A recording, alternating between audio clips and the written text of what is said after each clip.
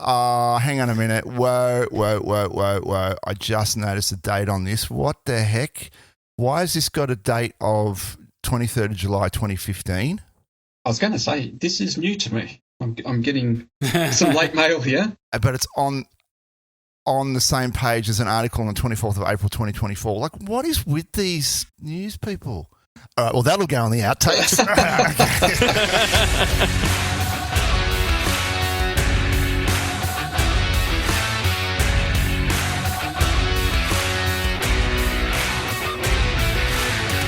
Welcome to GCP Life, episode number 63 for Friday, the 26th of April 2024. GCP Life is sponsored by Mantle Group.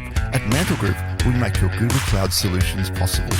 And I'm your host, Stephen Bancroft. On today's show, it's all about Next 2024, and we get an insider's look. Victoria comes out of the dark ages, you'll find out how. And of course, there were some more features that were announced at Next, so we'll take a look at those. Plus, Meta's Llama 3 is out. Is it any good? We'll take a look at that in the AI wars. But before we get to any of that, I'd like to introduce the co-host of the show, Dmitry Pokidov. How you going, Dimmy? Steve, good. How are you? Good, mate, good. And we have a couple of extra special guests today. The CTO of Mantle Group's Google capability, Troy Beebe. Hello. Gee, that's become a mouthful now, hasn't it? Yeah, it's getting longer and longer, that title, I think. Getting longer. Yeah. It is indeed. And our customer engineer, Googler, and good friend of the show, Trent Misford. How you going, Trent? Hey, Banky. I'm well, thank you. And thank you for having me back on the show. My pleasure.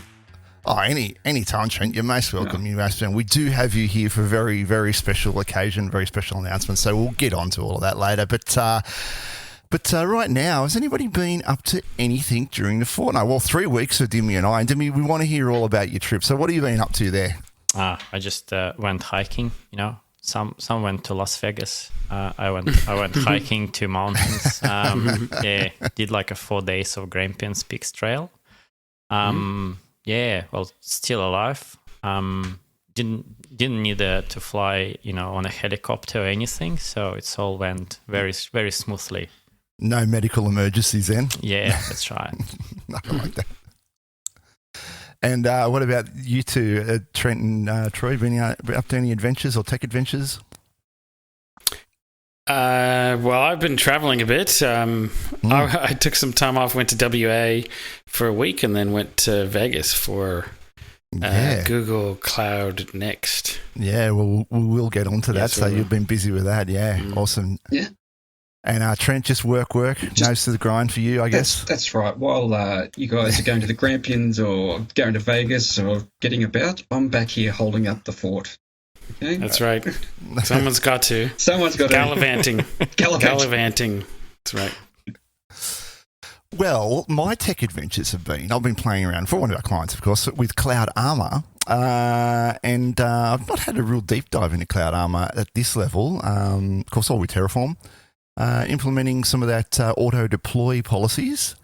And it works quite well. I have to say, though, I did get bitten a little bit because don't make this mistake.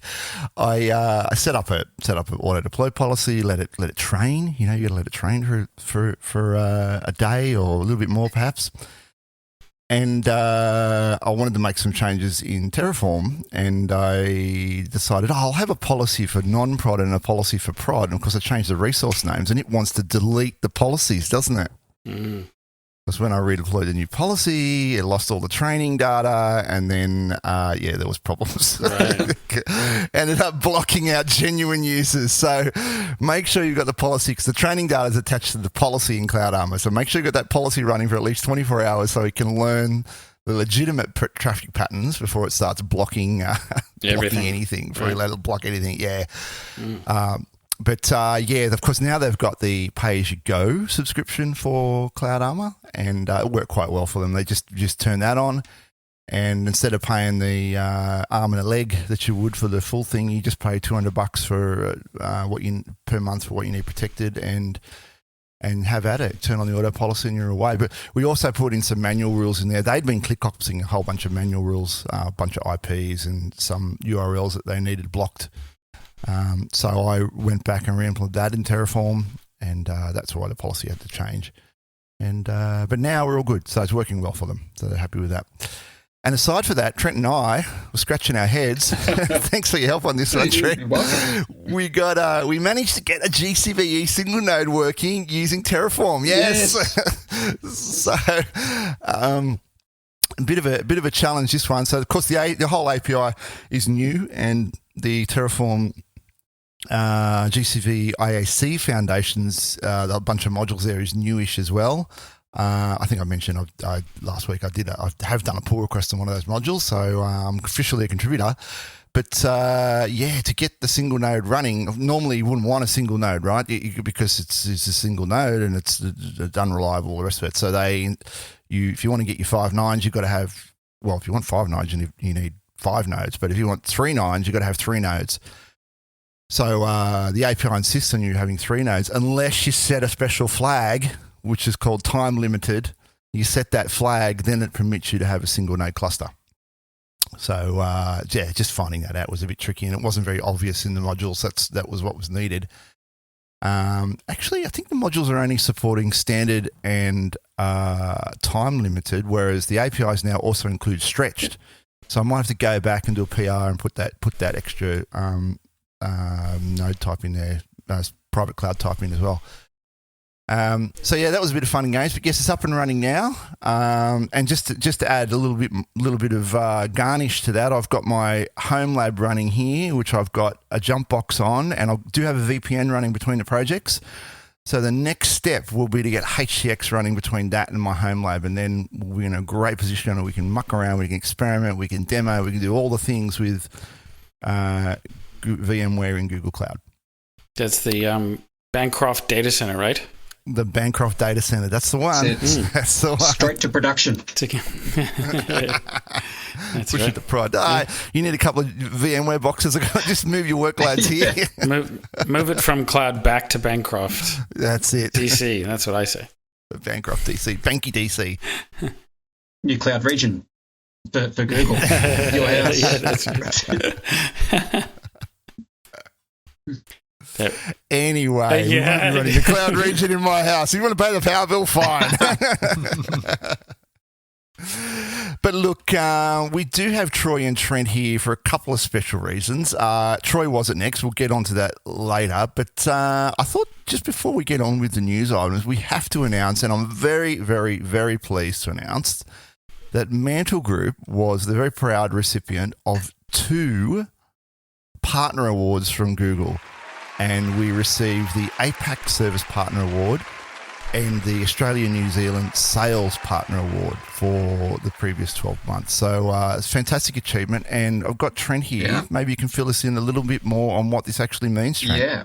So to get this award, right, you got to jump through quite a few number of hoops. Okay, there has to be submissions, and there has to be a lot of evidence, and other partners will also be in the running for this. So you think about these awards, these partner awards, right? This is an APAC partner award. And then you think about, Google has amazing partners, right? They really do, globally and regionally in APAC. So you think about, there's a lot of big partners across APAC, across India, all vying for this award. And when you put it in that context, and then you think, okay, Mantle Group, regional partner, has won that award, it just paints an unbelievable context of just how significant this really is. It's a massive achievement, and everyone at Mantle Group should be super proud. I know I am, and my wife is too. She loves it. It's why not? Because I've been around for a while, and I've just seen this unfold. It's amazing, and there's 2 awards because the Australia-New Zealand Award for sales too is just as important, right? Lots of competition. So. Well done, yeah. Well, we couldn't have done it without you, Trent, and the support of the partner team.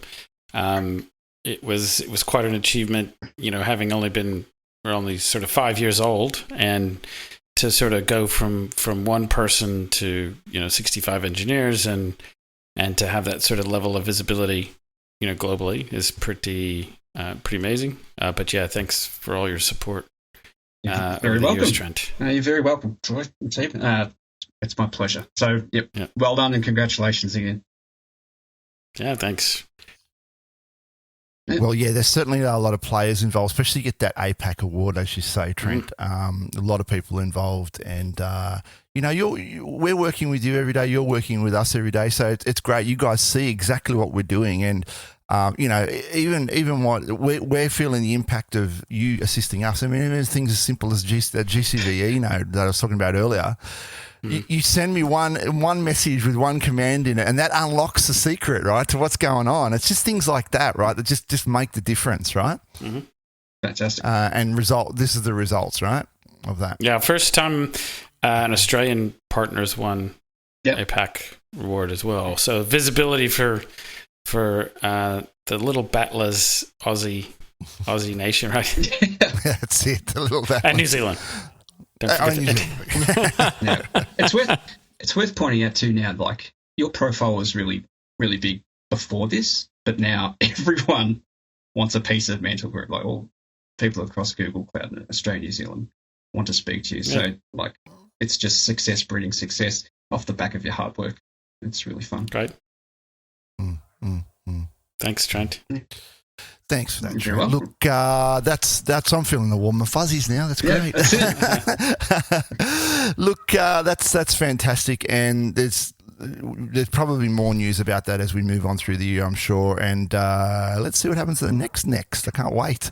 But having said that, let's get on with the news items. All right, then. First news item for this week, of course, is Next. We've got to get into this. And Troy, you actually went to Next, so I did.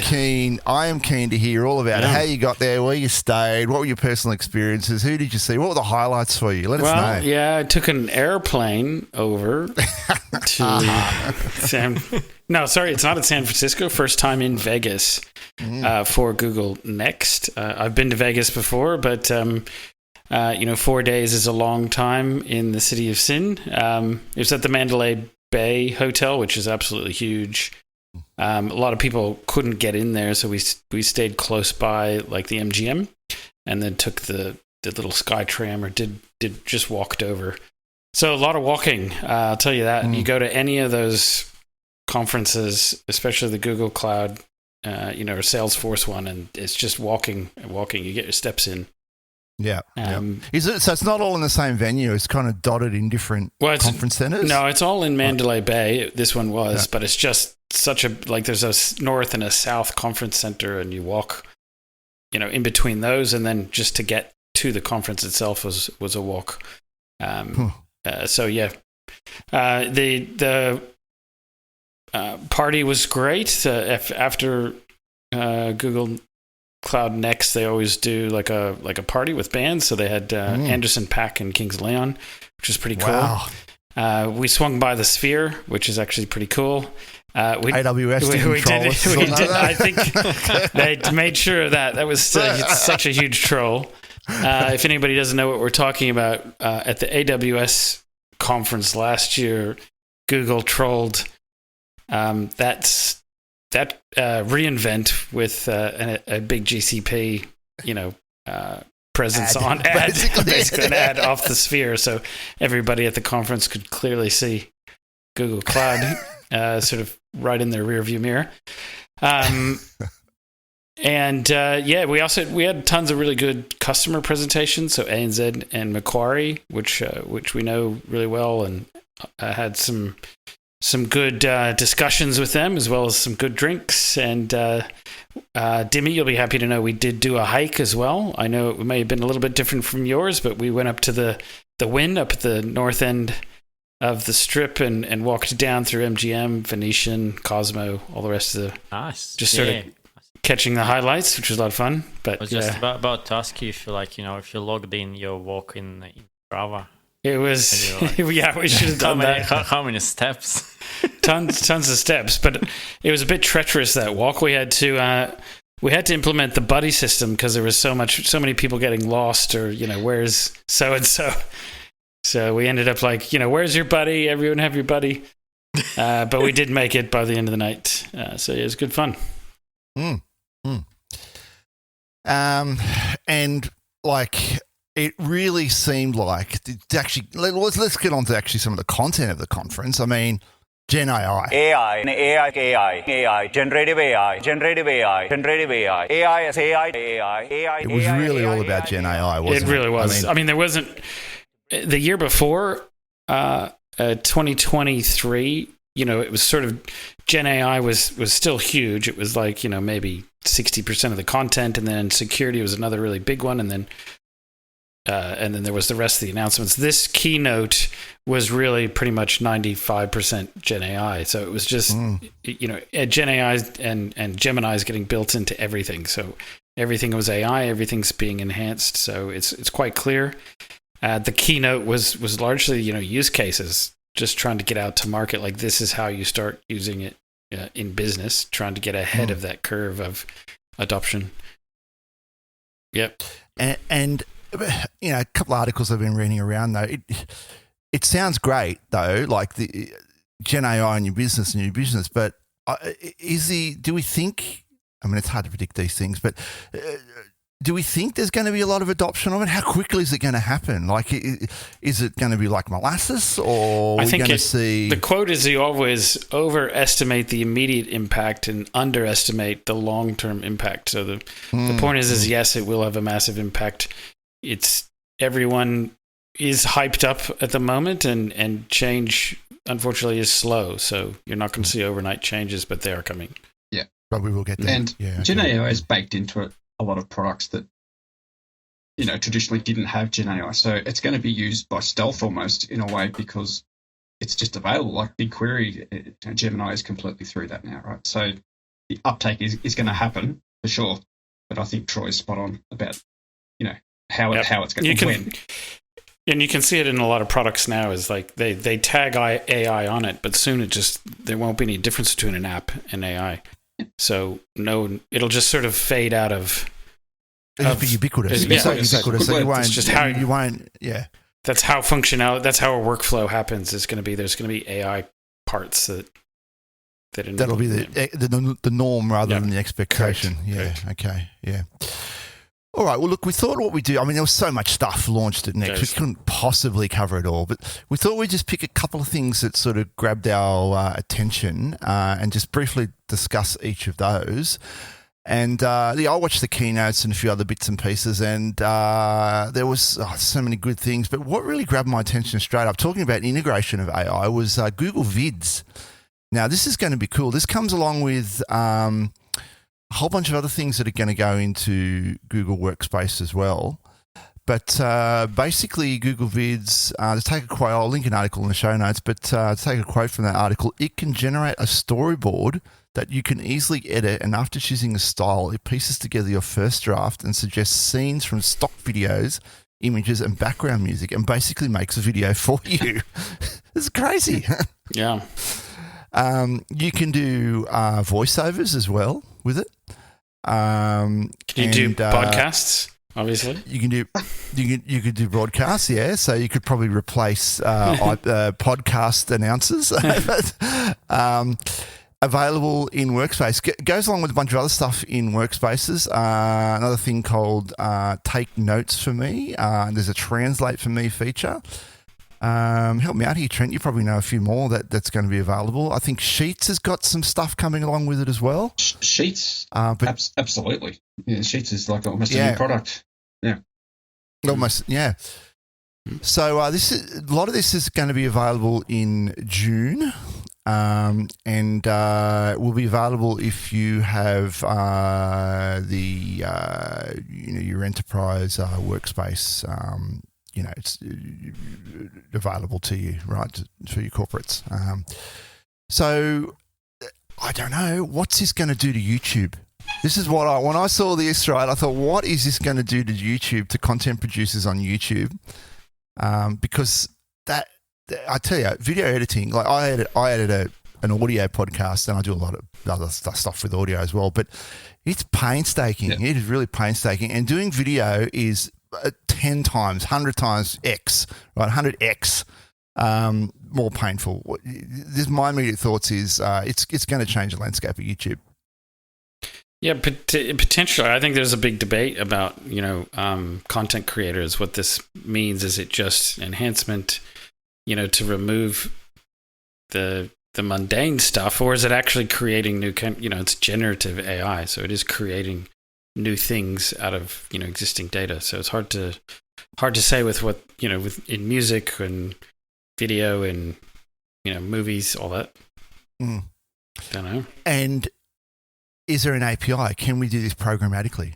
There will be, because you've got. They have to. You've got app script. You've got app script. So I assume it would integrate with that, right? Everything is an API eventually. Oh boy! Oh boy! Yeah, fantastic. So that really grew my once. As you say, Troy, not about necessarily what's going to happen immediately, but long term, I think that's a big one. And of course, a piece of hardware that grabbed my attention: the new Google Cloud rolls out self-designed ARM chips. These are the Axiom chips. Just quickly, custom-built ARM CPUs designed for the data center. We see 50% better performance and up to 60% better energy efficiency than comparable x86, current generation x86 instances. The Axion chip is based on the ARM Neoverse V2 CPU, just like in mobile. We see in mobile devices.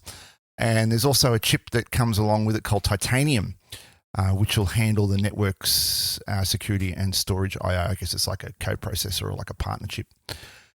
And internally, Google intends to move Bigtable Spanner, BigQuery, Blobstore, PubSub, Google Earth, YouTube ads onto the new platform very, very soon. So that'll be the sort of the first moves into that new platform.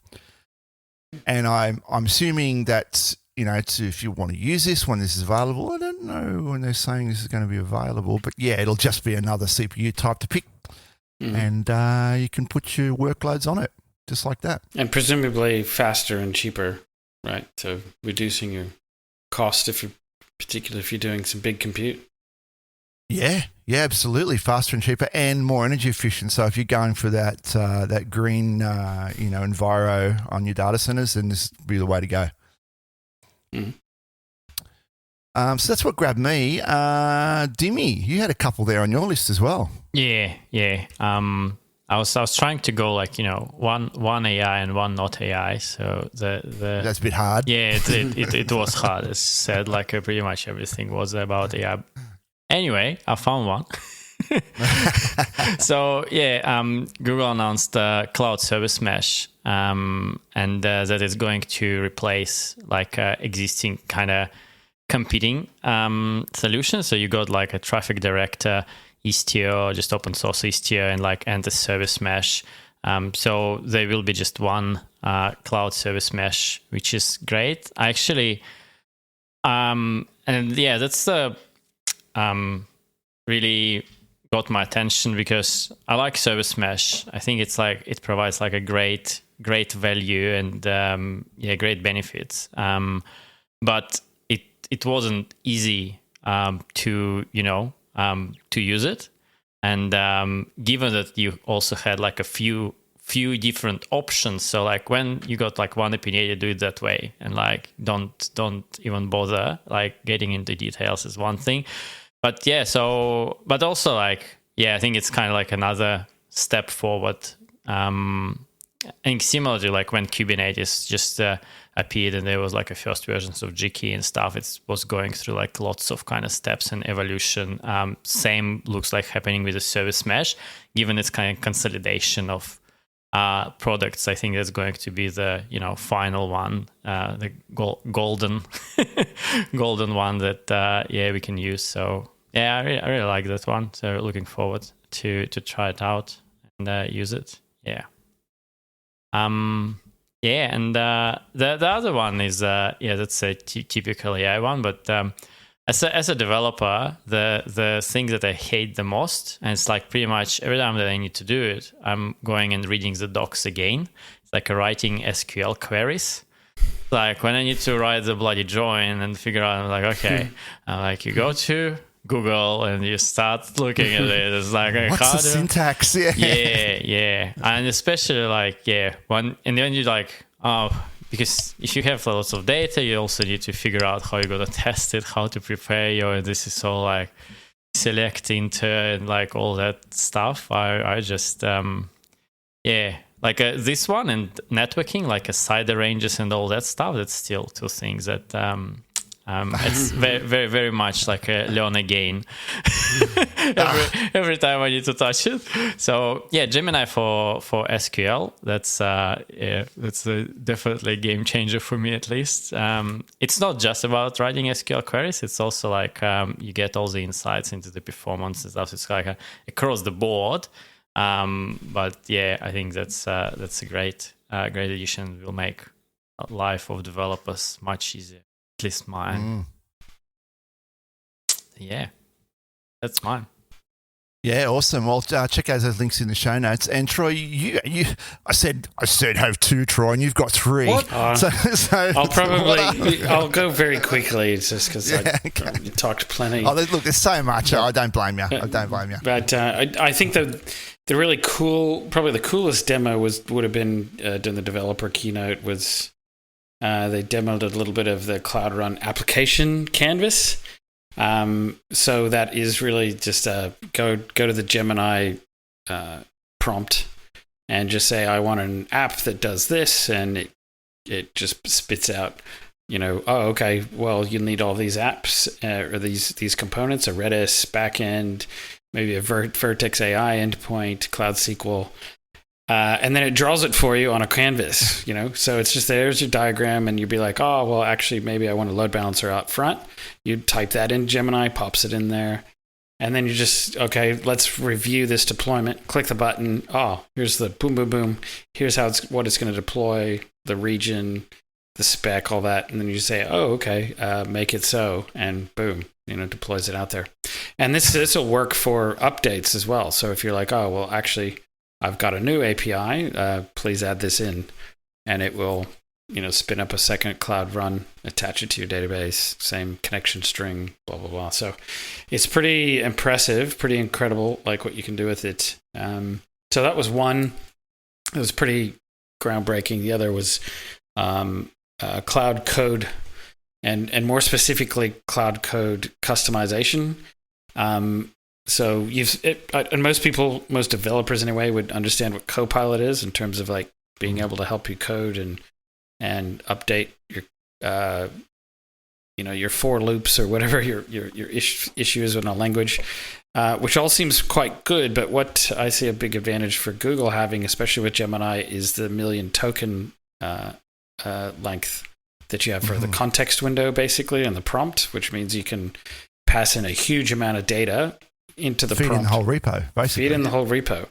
Yeah. Because Copilot's great, but Gemini's, I think, going to be leaps ahead when you can actually get proper architectural code generation happening rather than what Copilot does right now, which is just look at a small segment or one file. Certainly with like microservices, you need the whole context of all of the services to understand how to interact properly.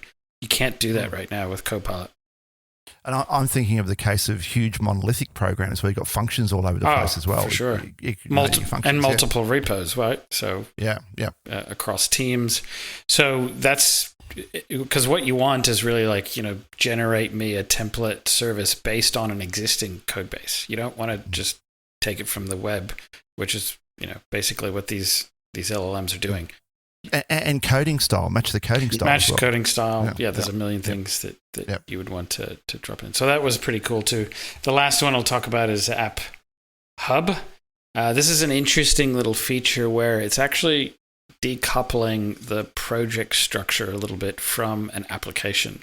So you no longer need to necessarily have because a project is like an IAM sort of bounding box that surrounds resources you drop in there. So App Hub, I believe, and I haven't dug into it, but allows you to define an application across multiple projects, and then maintain the same IAM consistency and treat that more as an app that can be multiple projects. And where this would be very very much needed is in things like shared clusters, shared GKE clusters, right? So you can have a shared GKE cluster that's homed in one project, but you can have applications which span multiple projects, and then you've got less complexity in that service account calling in between projects and that sort of thing.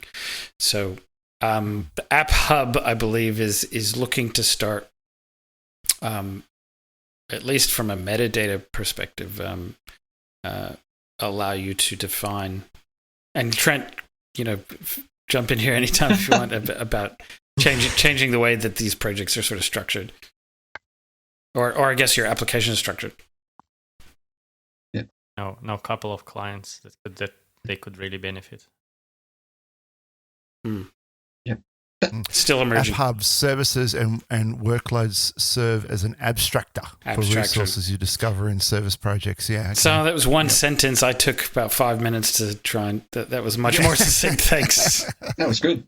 I just read it from the blog. That's podcast host secret. Right. I don't remember everything. I sometimes read things. Just right? read the tagline. Move on. Ben could probably just ask Gemini to summarize what That's I right. said in one sentence. That's right. Yeah.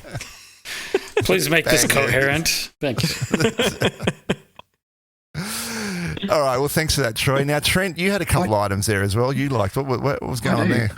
And it's really hard to nail down the ones that that are super awesome, because they kind of all are. But the one, a couple that I want to talk about is, I don't know if you've heard about continuous queries yet, and it's pretty topical because I've had a couple of people at Mantle discuss it with me, and it's being able to continually run SQL, almost as a job sitting in the background in BigQuery. So instead of doing scheduled, periodic queries, just having one bubbling around in the background, monitoring, say, a table and being able to pick up data and then being able to do something with it and then send it on its way. So the example that I saw, which I thought was pretty cool, is an abandoned shopping cart where someone doesn't want to buy any products or anything like that. It ends up in a table, effectively, of abandoned shopping carts. And being able to pick that up, figure out what they haven't purchased, send it off to an LLM. This is all in BigQuery SQL, and craft a very nice email and then send that on its way out to the user, or out to the customer rather. So as long as you've got a reservation of some sort in BigQuery, you can have that now. So that's continuous queries. So anomaly detection would be a really good use case for that as well, because this is the real-time stuff. So maybe our friend Dataflow's got a bit of competition now, I think. Very interesting. Yeah.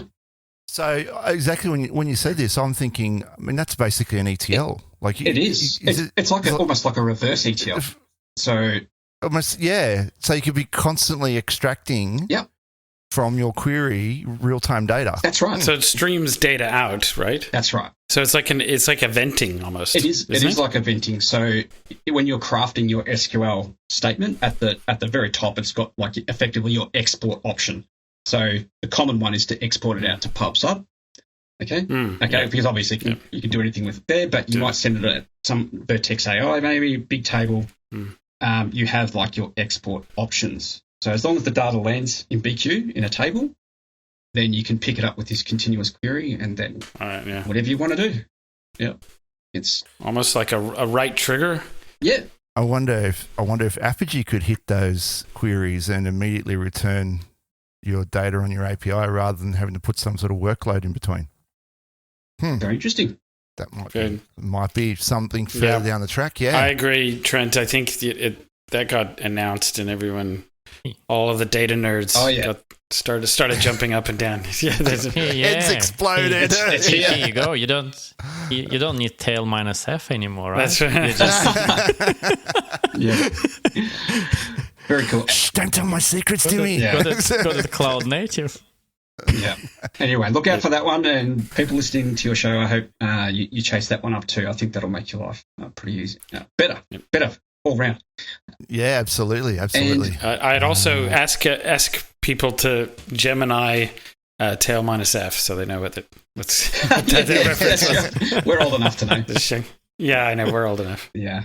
And just quickly, You probably find it in here. You probably need to tell us what you showed. the next. It's a book, Jimmy. It's a book. It's called Unix in a Nutshell, and it's got every Unix command you could ever want in Like, there. Right? Is it like a paper book or like, you know? It's a paper book, yes. I've been wedded to this book for about 25 years, and I know every page and every command. So. The other one was kind of like what Dimmy was alluding to earlier, the data canvas in BigQuery as well. So this is really moving to the Gemini natural language, talking to your data, talking to your tables.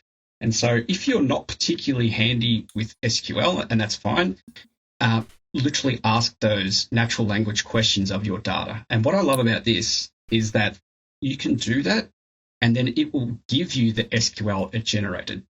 And so then, you might want to double check that yourself. And then once it generates something that you've asked of your natural language, then you can continue to refine it, right? And build a chain of effective commands. And so you might want to do a series of statements to get to where you need to go. And if you're completely happy with that, then you can hit the export and send it over to a notebook, and all the code it used in the background to generate all that via natural language will end up in a notebook, so you can head to production that way. Productionize your notebook if you want to, but there's something really nice about that, and I'm getting a lot of questions around the data canvas as well. Not saying that you don't need to know your SQL anymore, but it's just a nice way that I think Gemini is really turning up and helping us all out. So that's pretty cool. Is there anything Excellent. in common between those canvases, like the one that Troy touched on, Cloud Run and Data? There will be like one cloud canvas soon? That's a good question, Jimmy. I'm not sure of the answer. Maybe it might be just called Cloud Canvas going forward. But you're right. There seems to be a bit of this at the moment with a similar theme, where it's giving you that helping hand via Gemini because it's a canvas and you can sort of ask it what it is that you want, right? And I love it, and I'm here for it. Yeah. Nice. Yeah. Excellent. Hoping for some secret insight. Well, when we stop recording, mate, we'll let you know. But no, Special partner only stuff. That's right. Awesome, guys. Thanks for that. Some great stuff there, and there's been plenty of other good stuff come out of Next as well. So make sure you go out and check out some of the, I think all the talks are online now, and plenty of blog articles as well. I thought we'd just take a little break from Next and what's going on with Google and just have a little follow-up on a story from a few weeks ago and just talk about some other tech items. We talked about the licenses there, Dimmy, and turns out Victoria finally on the bandwagon and getting digital licenses. Yes. I can't wait to get mine. Yeah. I also like, I like to think that other states were like kind of guinea pigs to test it all out. And then it landed in Victoria when it's like, that's fine. Nothing to see here. All the bugs have been ironed out. It's all good. Yeah, that's right. Yeah. So, No, apparently they did their own assessment, security checks, and I don't know if it's the same engine, back-end engine or whatever. You got Services Victoria as an app? Yeah. Yes, that's right. Yeah, I don't know how much similarity is between that and Service New South Wales. It'd be interesting to find out. Yeah. I use that Service Victoria only for the fishing license. Me too. Yeah. So now I'm hoping to get my second license in there. Yeah, it wasn't a lot early on, but they're starting to add more stuff now. You can do your I've got my white card in there, license. You can do, if you've got networking, which you wouldn't check, you can get that in there as well. And they're just adding all those digital certifications in there. It's the end of the pocket wallet. Okay. That's it, you guys. And this was the point of our conversation the other week. You basically won't need your wallet anymore.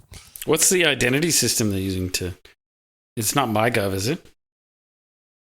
In Service Victoria, I think you log in using MyGov. Yes. You do? Okay. Yeah, I think so.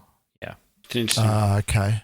No, see, Service New South Wales, completely different authentication. You just look You're doing it through theirs. Service New South Wales. Yeah, right.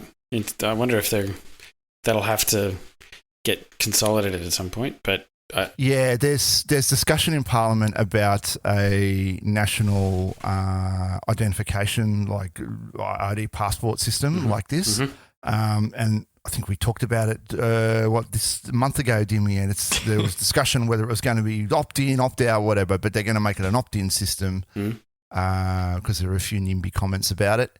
And that'll give us the 1 point of authentication, right? So we don't have to have all our PII floating around everywhere randomly.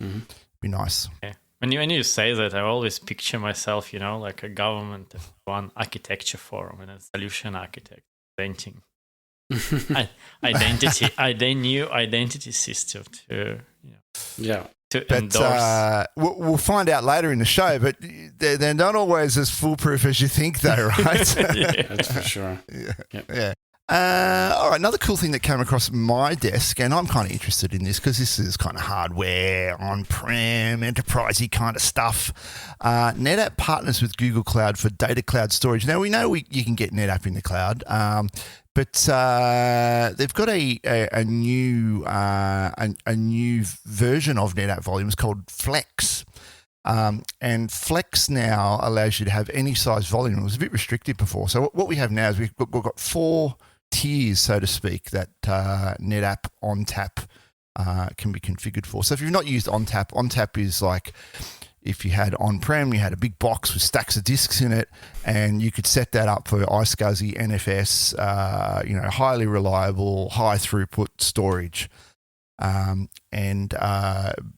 This Cloud Volumes gives you that same experience, the same way VMware would be for enterprises. They get the same front end, the same experience, and the same tooling as they would have on-prem.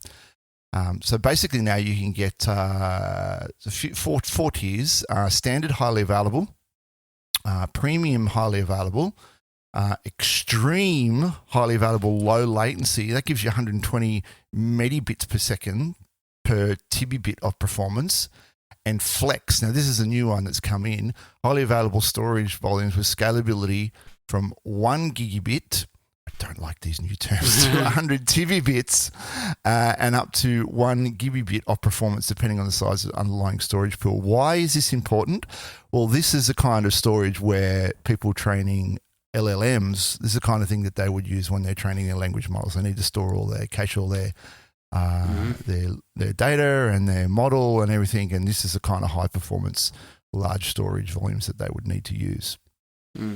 Another thing that was announced at Next that's kind of enterprisey as well, announcing the general availability of Next-Gen Firewalls Enterprise. Now, this was formerly called Cloud Firewall Plus, and Cloud Next-Gen FW Enterprise, it's an evolution of that, and it's a fully distributed cloud-first firewall. Now, I had a look at this, and I was trying to figure out how it worked. Basically, what you get now is you get you've still got your firewalling the way we work in your VPC, but instead of just doing layer 3, layer 2, layer 3 kind of IPs or tagging, you get an extra option that says jump to layer 7 processing, and with your layer 7 processing, it allows you to implement a policy that you've previously defined. So you can do your on-the-fly IDS inspection and detection, right? So it can do both. It can just do detection, or it can do like drop policies as well, and remove those nefarious actors. It's powered by Palo Alto.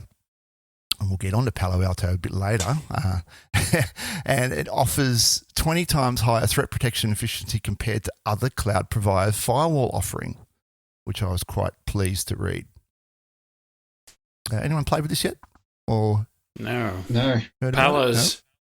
Palos have been pretty common, I think, around traps. They have, and I believe the current IDS system is using Palos. But this gives that next level, layer 7 detection, and it does it in a distributed firewall way, and there's no need to make any, if your workloads are completely within a VPC, completely within Google Cloud, there's no need to make any architectural changes. You just switch it on and you can get it.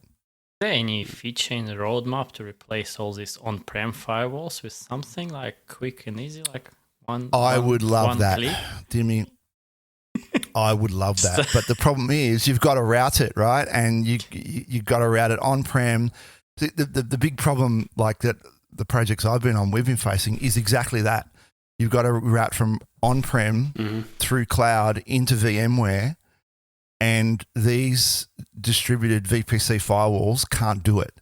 You need to put a device there, and once you do that, you're dealing with Palo Alto licensing, and you're dealing with the limitations of a VM and the throughput limitations. You just kind of get stuck everywhere. Can't we just ask Trent to do Antes firewalls like that? So they can just go on-prem as well and, just replace all the existing firewalls? Oh, why not?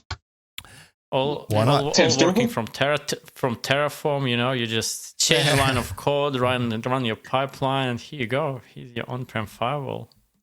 Yeah. But this is the thing, Jimmy. This is why I get excited when I see things like this, because I actually see this as a step in the right direction towards something like that.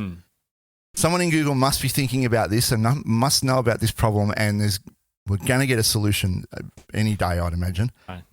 My hope is high. I hope so. Yeah, and like you say, something that's simple. You don't have to muck around with licenses and load balancers and all the rest of it. Yeah. So that was cool. That was yet another announcement from Next. Now, it wouldn't be a complete show without a security item, and Dimmy's brought this one to us today. And of course, it's Palo Alto, our good friends Palo Alto. What are they up to, Dimmy? Yeah, it's I think we will link the article to the comments of the show. But yeah, it's just like a vulnerability in SSL VPN implementation, which is I found pretty interesting by itself. Like you put SSL VPN to like provide a very secure access to your network, and then there is bugs in the actual implementation of that. So that one is about like vulnerability in PanOS, it's basically you could execute a commands or arbitrarily write content to the files just using the HTTP request. The cool thing, I really love those write-ups of like how people discovering that and how they're like trying to exploit that. It's always eye-opening, and it's all going in like even to can we disassemble that executable file, and you could, and then now we can see what it's doing. They go deep. So it's like all the reverse engineering stuff.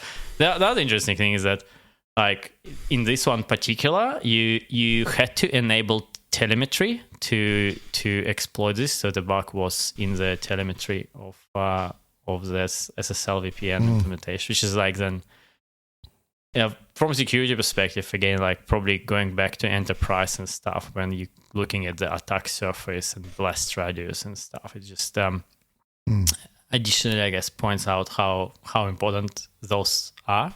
And it's all patched up now and it's all good. But at the same time, they're saying that's fourth vulnerability in like last 6 months in the SSL VPN in Palo Alto OS, which is interesting. I mean, I found that you create a product to make things secure, and then you got the insecure. Make insecure. I'm like, well, that's a paradox by itself. It's like, So, pretty cool. Really, really nice write-up with all the like detailed instructions how it's been found, with example how to exploit it, and it's I'm always inspired. They go deep, and they get one of the binaries. This just struck me as amateur hour, to be honest with you. They get one of the binaries. They call it GP SVS binary, and pull in the old IDA Pro, and what do you know? The debug symbols are still there. Yeah. What? If you're gonna, isn't this a security appliance? Why are you compiling with debug symbols on? Yeah. Yeah, so that just struck me. And this is, I guess, also in contrast, on the last show we discussed like an open source exec vulnerability. This one, on the other hand, is like very, very much kind of proprietary. Result is the same. Yeah, which is more secure. I suppose you can always compile open source with debug symbols as well, and then deploy it. But yeah. Well, you could, but at least you have access to the source, so you could recompile it without the debug symbols. Yeah, for sure. Patch your own bug. Yeah. Yeah. So, yeah, really good write-up. They go deep into it. And the other little thing that made me laugh is the issue only affects PanOS 10.2, 11.0, and 11.1. So like all the current stuff running, and they've since pulled those from their download site. Yeah, I bet. But yeah, if you want to try and possibly get a version of those, I'm not suggesting that you go and find a version, of course, but you might try and get one, and you can run through the actual exploit. They take you through exactly how it works. A good little learning exercise if you want to do that. All right. The moment we've all been waiting for. Let's get on with the AI wars.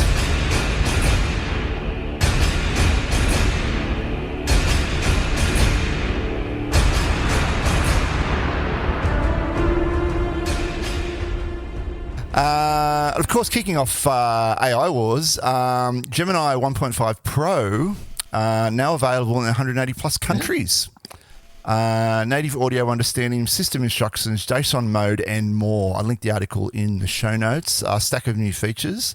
Of course, it was available to developers previously, but now it's available. The full API is available in public preview. Trent, you got anything to add to this? I assume you would.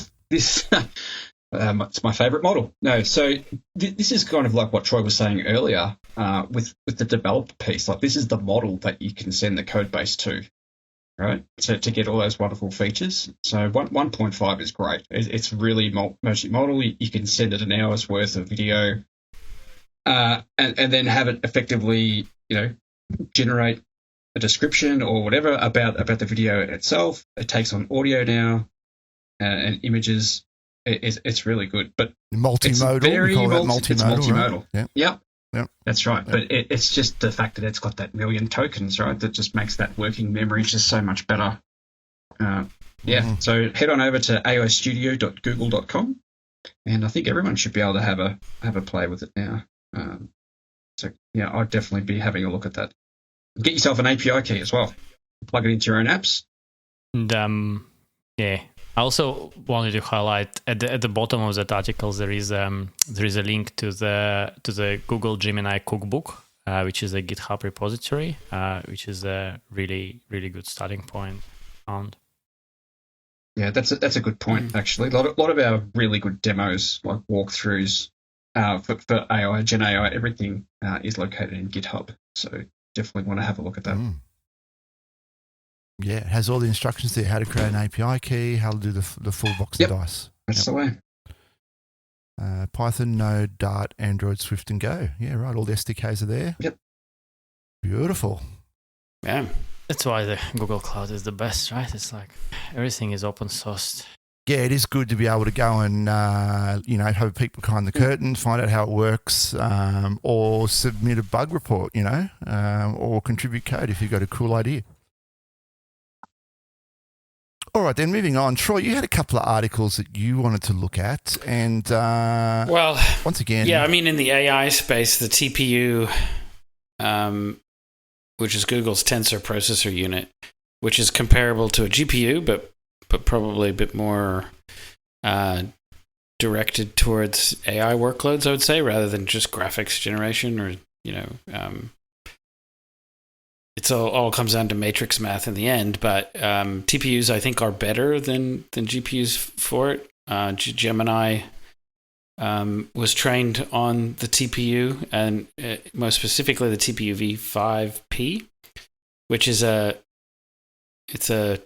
V5P is the version 5 of the TPU, but it's a pod that contains 8,960 chips for 4,000 at 4,800 gigabits per chip in a 3D torus topology, which I have no idea what that is, but it equates to 2 times greater flops and 3 times more bandwidth. So what it means in the end is that if you were to retrain Gemini today, Gemini 1.5, it'd take you 2.8 times longer on the TPU V4 as compared to the V5P. Is there anything you can comment on, Trent, on these TPU V5Ps? As a not really a TPU kind of person, not a whole lot, but I noticed that our capacity, or Google's capacity for TPUs, and I don't know if you'll be able to link that a bit later, Banky, we have an awful lot of them. Like, we have a lot of TPUs. I didn't realize just that, we're equipped. Like, we are your TPU AI partner just based on capacity alone. And what you can also do, or what they also announced at Next, was this AI hypercomputer, which is sounds like a... That's what Banky needs next. A hypercomputer. Banky data center. Yeah, we should just get one for him. Can you line that up for me, Trent? One of those? Let me see to that right now. So I think this is, I don't have a tagline, but maybe Banky can get it, is it's an abstraction of the TPU fabric, so that you can, obviously train over multiple TPU V5Ps, so multiple pods as well. Maybe I can get one at my place then as well, and we can train a couple of data centers. Yeah, between my and Banky data center. Yeah, that would be good. But going back to Trent's point, we've got a graphic that we can link in the show notes, but I thought it was quite interesting just on the total advanced chips that are getting added to data centers between OpenAI, which is, roughly that's Microsoft really, compared to Google. They look pretty similar, Q4 2023, Q1 2024. Google's, getting ahead by Q3 2024, advancing significantly, and this will just continue to potentially hockey stick. So just in terms of like raw TPU training compute, Google is going to be far away, have a lot more firepower to continue the AI LLM wars of parameters, multi-billion, probably multi-trillion parameter count models at some point. Certainly. The numbers for me are becoming incomprehensible. Like you throw, 40 billion, 50 billion, and we'll get on to a minute, 400 billion in front of you. It's like the number of stars in the universe, right? Like you just can't. The number of IP6 addresses. It's just you can't picture it anymore, right? How many swimming pools is that? Yeah. Look, Google's always had this leg up with their TPUs and making custom hardware. It certainly gives them a competitive edge like none of the others seem to have at the moment. Every time there's an iteration on this, you're getting two times, 3 times, 4x improvement. This train's not stopping anytime soon. That's for sure. Yeah. And while we're on it, probably the last item for the AI Wars today, Llama 3, Meta has launched Llama 3. People are basically calling this an open source GPT-4. Talking of big numbers, it's been trained on 15 trillion publicly available tokens. The data set that was used to train it was 7 times larger than Llama 2. Right now, there's 2 versions. There's Meta Llama 3, that's the 8 billion model, and the Meta Llama 3, the 70 billion model. That's the closed source version. Now, I've got some numbers here, and there's different videos going around. I'll link the actual article to the Llama blog post that has these numbers.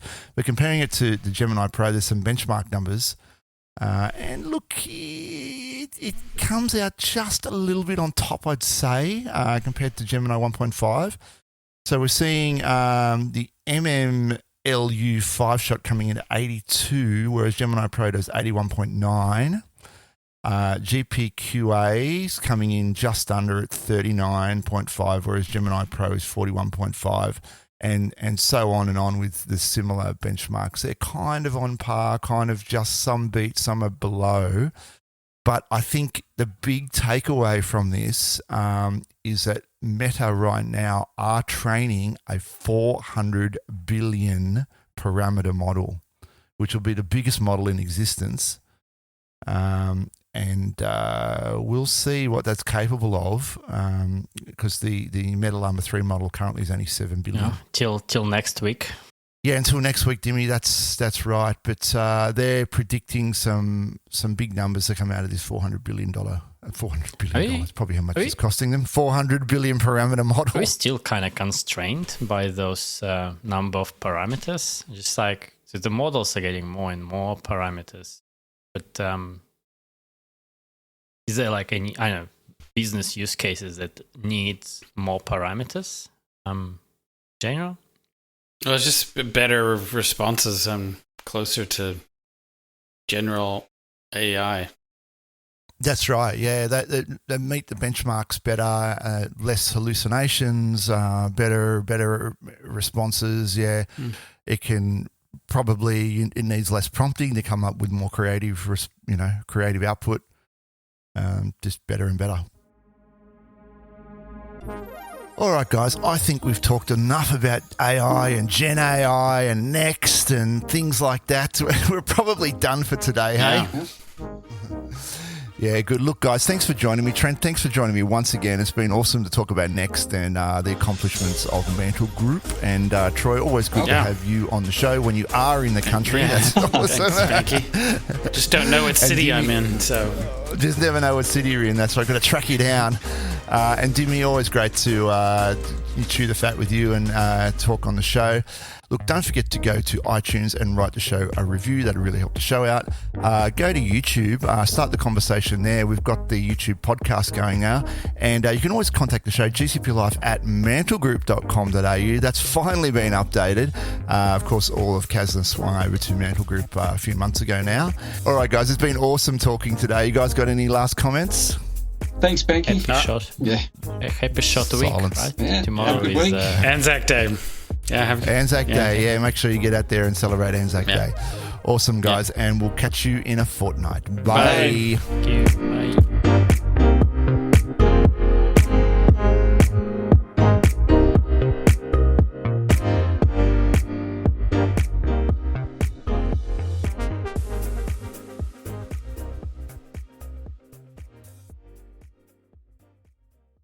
Stay on the call, stay on the call, stay on the call.